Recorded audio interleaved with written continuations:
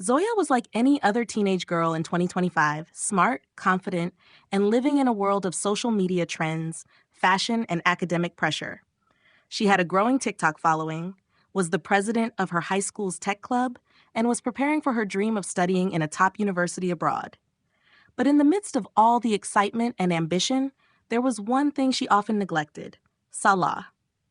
Her mother would gently remind her 5 times a day, but Zoya would respond with a distracted, "Later, Ami, I'm in the middle of something." Sometimes later became never. Days would pass without a single sajda. She told herself, "I have a good heart. I'm not harming anyone. Allah will understand. I'll start praying regularly once things calm down." One night, after scrolling through Instagram Reels for hours, Zoya came across a video of a young girl crying while talking about the Day of Judgment. In the background, a voice said, "The first thing a person will be questioned about on the Day of Judgment is their prayer. If it is sound, the rest of their deeds will be sound. If it is not, then the rest of their deeds will be corrupted." Tirmidhi. Zoya's heart skipped a beat. She quickly swiped away, but something about the video stayed with her. That night, she had a dream. She found herself in a vast, empty desert. The sky was dark. There were no stars, no moon, just emptiness. Then she heard a voice, thunderous yet sorrowful. "Zoya bint Fatima, come forward." She looked around. There was no one, just her. Suddenly, a huge scale appeared in front of her. On one side were her deeds, charity she gave, smiles she shared, knowledge she pursued. On the other side, it remained painfully light. "Where are her prayers?" the voice asked. Zoya stood frozen. A group of angels brought forward a scroll. It was almost blank, with scattered marks. Fajr here, Adur months apart, some rushed Maghrib. "She was too busy," one angel whispered, "too distracted by this world." Then the voice said, "If her prayer is not sound, nothing else will be counted." Zoya cried out, "Please, give me one more chance. I'll pray, I promise." I didn't know how serious it was, but it was too late. She woke up, soaked in sweat, her heart racing. It was 4:17 a.m. The sky outside was still dark. Fajr time. Without thinking, she rushed to the bathroom, made wudu with trembling hands, and stood on her prayer mat. For the first time in years, she wept in sujud. "Ya Allah, forgive me. I've been so lost. Guide me back to you." From that day forward, Zoya changed. It wasn't easy. Her friends mocked her at first. "You actually wake up for Fajr now? Seriously? You wear an abaya to uni? What happened to the old Zoya?"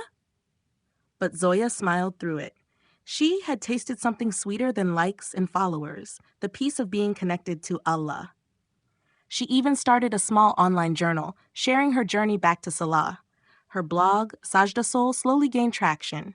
She shared how she used to set alarms for every prayer, how she kept a Salah tracker in her phone, and how she'd recite the Hadith every morning to remind herself. The first thing Allah will ask you about is your prayer. Months passed. Zoya didn't become perfect overnight. There were days she missed a prayer, days when she was distracted, but she always came back, never giving up.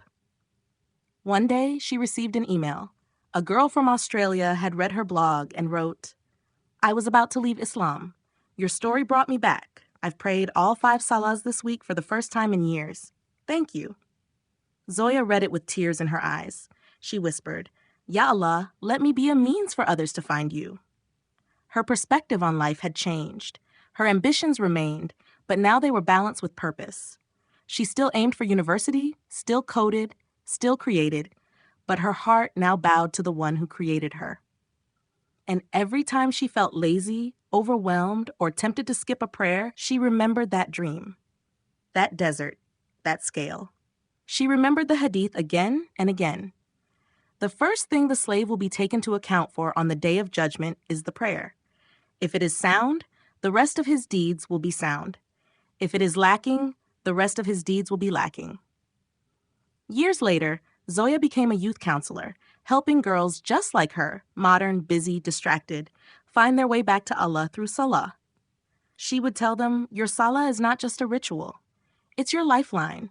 It's your direct connection to the one who never leaves you, even when you forget him. Don't wait to be perfect.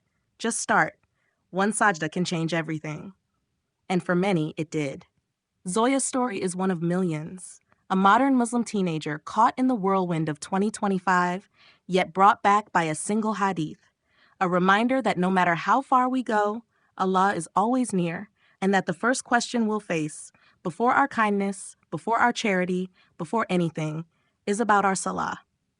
Don't let the world distract you from the one who created it. Start today, one prayer at a time.